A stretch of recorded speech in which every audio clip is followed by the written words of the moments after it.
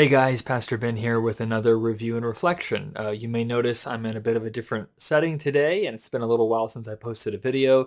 The reason for both of those things is because I am away from my home. I'm on vacation visiting family in Kansas, and I'm in my dad's study, and he was kind enough to allow me to use his setup to make this quick review video. You might also notice the perhaps that the audio and quality is a little bit better. He's got nicer equipment than I do, so hopefully you enjoy that, but don't get used to it because when I get back to Virginia, I'll just be recording on my phone like I normally do. But I did want to record a video to talk about a book that I finished reading while I was on my vacation, and it's this guy, The Complete Gardener by Monty. As you can see, this is a big, thick book. I've been working through this over the last several months and wanted to share my thoughts with you. It's about 440 pages, quite a significant book. As you can tell from the title, The Complete Gardener is designed to be a kind of one-stop shop introduction and guide to the art and practice of gardening. And it's written by Monty, the very well-known British gardener. He is the host of Gardener's World, which is a British gardening show that has been running for more than half a century at this point. So I love Monty. I love this book, and I love the show Gardener's World. It's really what got my wife and I into gardening in a more serious way. We had both always had some interest in both plants and in gardening in different ways down through the years. I had had more background with like homesteading and vegetable gardening and things. But when we started watching Gardener's World about a year and a half, 2 years ago, it just completely sucked us into the world of horticulture, landscape design, gardening. And Monty is the most recent host of this. He's been hosting for, I think, the last like 10 years.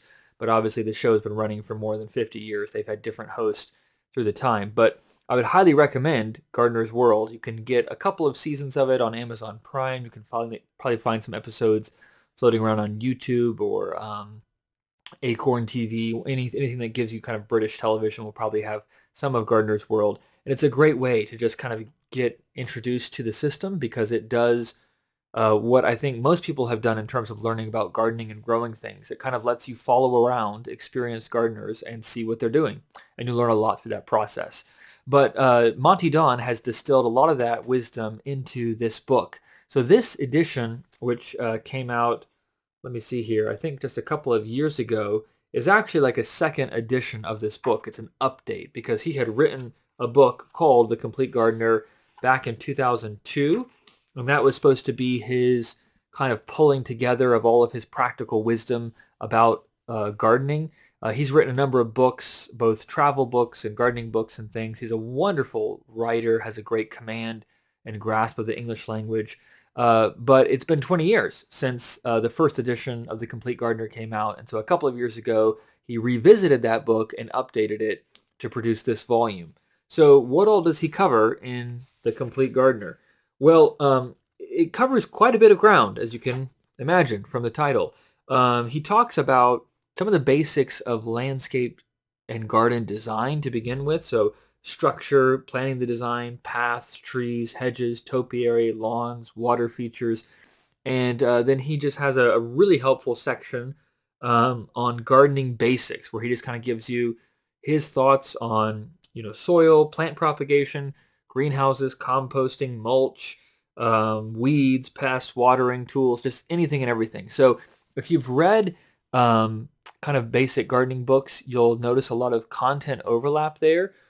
But there's two things that I really love about the way that Monty kind of approaches these things. The first, as I kind of mentioned already, is just the language. Some of these gardening books feel like there's a lot of filler in there.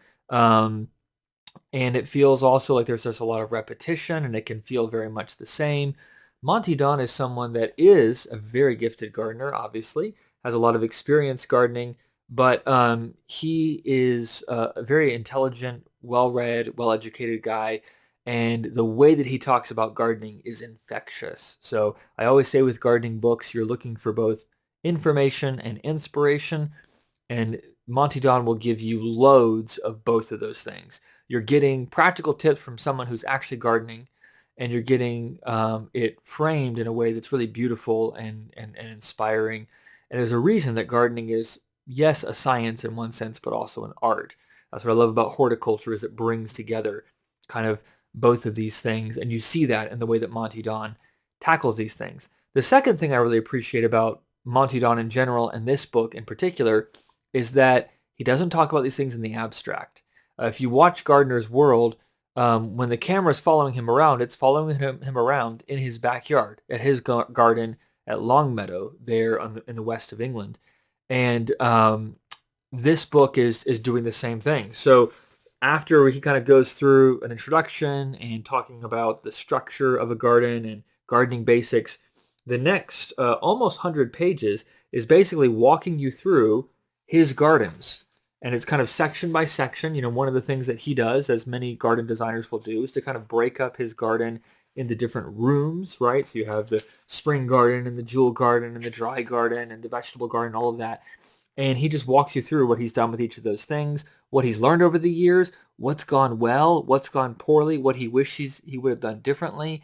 That's really valuable, because he doesn't present you this with this kind of polished pretend view that everything always goes right and everything he plants lives. Some things die, some things get infected, some things he would go back and do differently. And so you're learning from his mistakes as well as from his victories. But one of the things I love, if you have watched the show, is that in this book, they have this really wonderful drawing of Longmeadow. So this is, well, if I can do this backwards, this is the house where they live. And then here are all of the different gardens. And they're all numbered here. And you've got a list here of the different gardens. So this is a really cool thing. When I first got this book and we were watching Gardener's World, I would have this open on my lap, you know, as we're folding laundry or something, watching Gardener's World, and you could kind of see, oh, this is how the garden is laid out and how it all fits together. And that's really interesting and inspiring as well, just to see how someone else walks through it. And so the heart of this book is really a chance to kind of step into Monty Don's world and see how he has done different parts of his garden. Again, what he's learned from it, how he structured things, and there's a lot there that's valuable. And then the second half of the book, really, so really the first half of the book is kind of basics of landscape design, basics of the nuts and bolts of gardening, and then a walk through his gardens. And then the second half of the book is just kind of a survey of different plants. So he goes through herbaceous perennials, annuals and biennials, bulbs, climbers, shrubs, just to kind of take those different categories, wildflowers and things.